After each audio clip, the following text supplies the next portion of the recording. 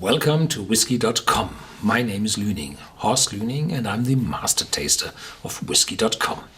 Today I brought a Glenlossie Connoisseur's Choice from the independent bottler Gordon MacPhail from the Scottish town of Elgin, the city of Elgin. And it was distilled in 1995 and bottled in 2013. So it's 18 years old, and it was bottled with a strength of 46%. It's not chill filtered and not colored. The independent bottler, Gordon MacPhail, is one of the oldest, if not the oldest, independent bottling company in Scotland, more than 125 years old, and they own their own warehouses where they store and mature their own whiskey, which they buy from the distilleries. And when I was there in 2005, they told me about 17,000 casks maturing in their warehouses in Elgin and close by. And they mature the whiskey as long as they think it's all right, and then they fill it into the bottle.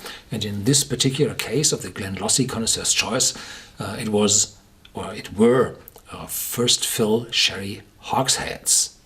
Hogsheads are smaller casks than the typical sherry butts from south of Spain, which contain 600 liters, and the hogsheads are smaller casks, 250 liters typically, and in those smaller casks more aromas are transferred from the staves, from the cask into the raw whiskey maturing in the cask. So there's the ratio between cask surface and whiskey is smaller than in a big cask. So whiskies in smaller casks develop and mature faster than in bigger casks.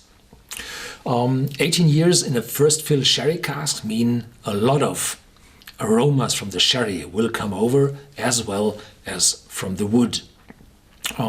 If you have a typically sherry like a Oloroso or Pedro Jimenez sherry, then the color of the whiskey would be much darker. So I think it might be a sherry which is not that oxidized as Pedro Jimenez or Oloroso sherry, which are so dark, but there's a lighter sherry. Or the cask wasn't burned out so heavy that the sugars were converted to caramel, which brings the color also in the whiskey. So either one or the other might have happened there. Yeah, typically 6, 8, 10 casks are mixed into a batch. It's still single malt because the casks come from one single distillery. But it's a small batch in this case, and as I said, it's uncolored and unchill filtered and bottled with 46 ABV, degrees alcohol, and so this is might be a very strong bottle regarding the taste. The Glenlossie distillery lies in the very heart of the Speyside, close to the city of Elgin, where also Gordon MacPhail resides. And Glenlossie is together in a distillery complex with Menomore, and those two distilleries produce heavily for the blend industry. But there are always casks used also for single malt whiskies, and there is a close to original bottling for the Glenlossie. It's the Flora and Fauna series, and it's 10 years old, I think, or 12. I mean, it's 10 years old. And this is a much lighter, much not so dark whiskey, because it's matured in reused casks and in ex-bourbon casks, and the color transfer from the wood into the whiskey is not that big or that strong as it is in this particular cask or casks. Yeah, let's have a look at the bottle. It's distilled 1995, bottled 2013, so full 18 years matured. And on the back, Gordon MacPhail always writes something about the content and also of the origin of the whisky. Here they say Glenlossie, sited near the city of Elgin, nestles under a fir-clad hill. Water from the Menor Hills collects in a reservoir south of the distillery. Despite developments, the buildings still retain that traditional feel. In 1962, a further 2 stills were added. Yes, I visited the distillery in, I think it was in 1998, and there I wandered through the complex and saw 2 still houses, one the Glenlossie and the other the Menor, and there were several stills in it, and the Glenlossie stills, I think they were quite big and pear-shaped, not with a narrow neck in it, so the alcohol will not be divided that good from the taste compounds in the whiskey, so you will have a strong alcohol going over in the stills. So this will perhaps be from the aromas and the distillery character, a strong whiskey. What the cask has made to the whiskey, or what's happened to the whiskey inside the cask, I don't know, we will see in a few minutes. This particular expression from Glenlossie Distillery was matured in first fill sherry hogsheads. The whiskey has sweet sherry influences with toffee, apple and pear aromas. The palate has black pepper. Yes, black pepper, this is these pear-shaped stills.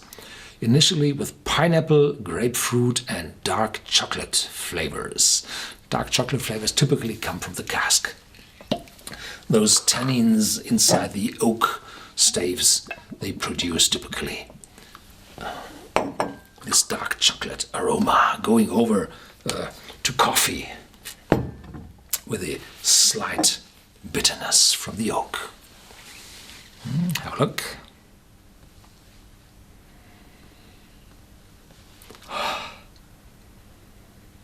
Very fruity, very sweet, and I can smell the pineapple,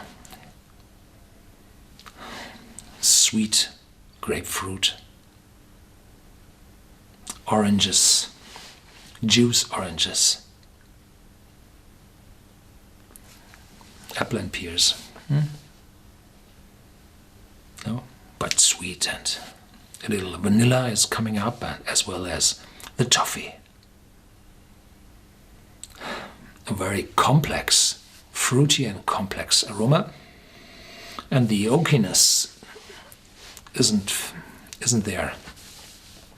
So the oakiness, if it's there, if the dark chocolate will come in, I will taste it in the aftertaste after I swallowed.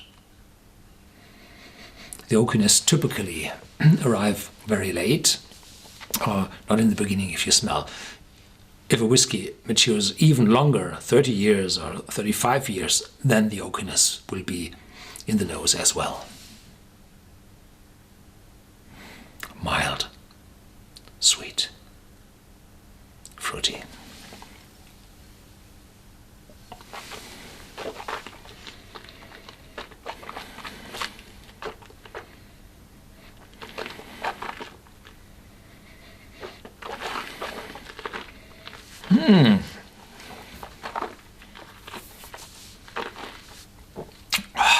If you keep the whiskey longer in your mouth, then the black pepper appears. It's sharp in your mouth. It's no alcoholic sharpness, no. It's a spiciness, but it fades away very quickly, and it's mouth-watering and sweet. And now, in the very end, I receive the dark chocolate. It's not, I can't say that it's bitter or slightly bitter, no. It's like a milk chocolate with a little bit more of cacao in it. Dark chocolate, but not bitter. So the taste fades away. It's not too long. It's still sweet. Still the dark chocolate. So this whiskey is not as strong as I thought in the beginning. And now it's in the second run, it's much more fruity. And vanilla comes up and toffee comes up. It's very well round and yes, pleasing.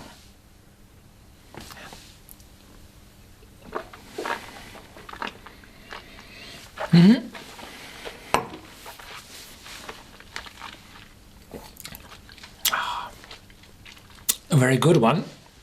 I don't know, wherever you live in the world, if this bottle is available to you, because it's an independent bottler with a limited range and a limited distribution area.